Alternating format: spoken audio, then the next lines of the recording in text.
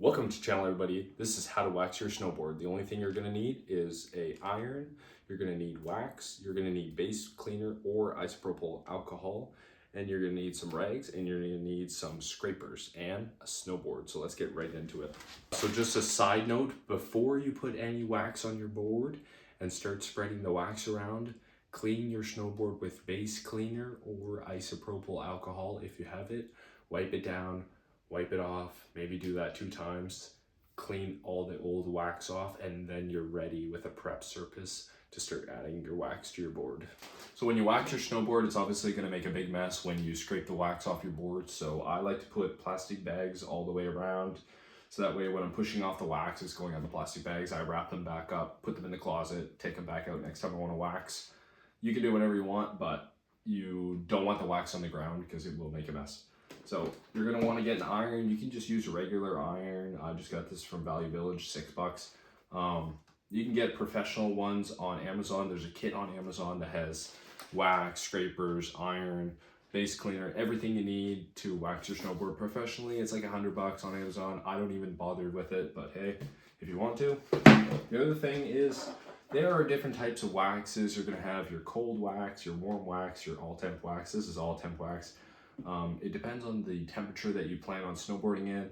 Obviously, all temp wax is like generally good for all temps, but if it's going to be really cold, you want to go with the cold. If it's going to be really warm, you want to go with the warm. So I'm going to be going with an all temp wax just because I know tomorrow I'm going to be snowboarding and it's going to be like -8 down to like -2 or something like that. So that's more all temp. If it was going to be colder, like -8 to -14, I would go cold. If it was warm, like 0 degrees to -3, then I would go warm. So the first thing you're going to want to do, obviously, is warm up your iron. But after you do that, you're going to put a thin layer of wax over the whole board. Now, you don't have to put so much wax, but if you put too much on it, honestly, probably not the worst thing. You can scrape it off. If you don't put enough, you're not going to get enough wax. So where my board is pretty rough and it has a lot of imperfections, it's a pretty rough board, I'm going to put a little extra wax. But honestly, where it is right there, you're probably only going to want to take off like that much, that much. That's like way too much.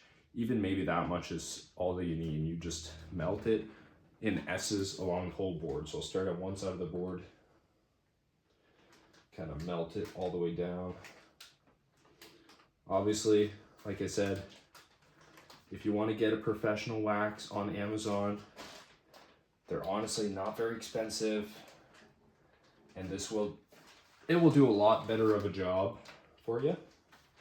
But if you just want to be cheap and you have an old iron laying around, you can definitely use a regular old iron, and that will do the trick. Now, like I said, I'm putting a little extra wax on my board just because it's getting pretty rough and it needs some extra wax just to try to fill in the gaps. But you do not need to use as much wax as I use. You could honestly probably use half of that. So after you put the wax on, you're going to want to take your iron and try to spread that wax all the way along the board.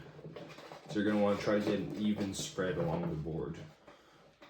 Another thing is I did not take my bindings off, so I did tape them off just because I don't want the wax to get on them.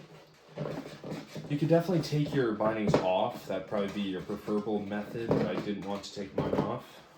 So at least you're definitely going to want to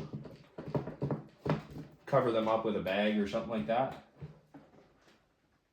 Looks like I got a pretty big ding in my board there, so that might not be too good there.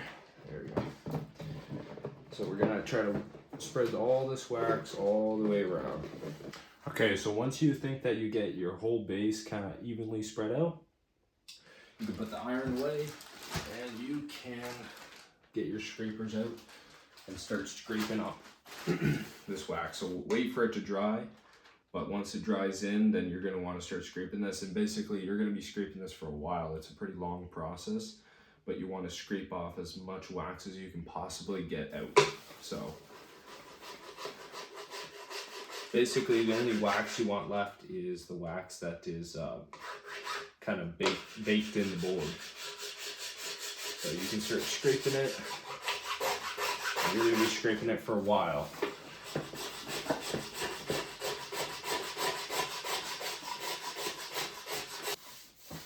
Okay, so once you think that you got all the wax off your board, or at least most of your wax off your board, you're going to want to get some kind of rag.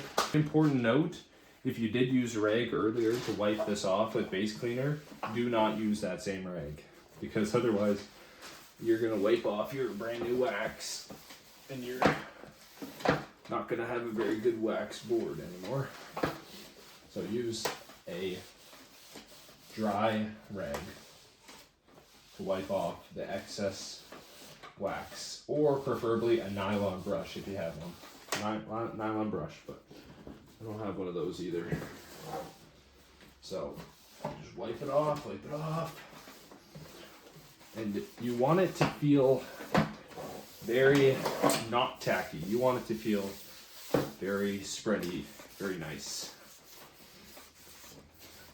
So the nylon brush helps, because if you still have a little bit of wax on it, it'll help you actually get that last little coat off. I mean, it is preferable that you get as much wax off as possible, because otherwise it's going to slow it down. So you want to get as much wax off as you possibly can. And once you get it to the point where you think most of the wax is off and it slides pretty easy on your hand, then you're all done. And that's how you wax your snowboard. So I hope this helped, and if you guys have anything to add to the video, please comment down below and smash subscribe and like, and let me know what you want to learn next, and thank you so much for watching. Bye bye.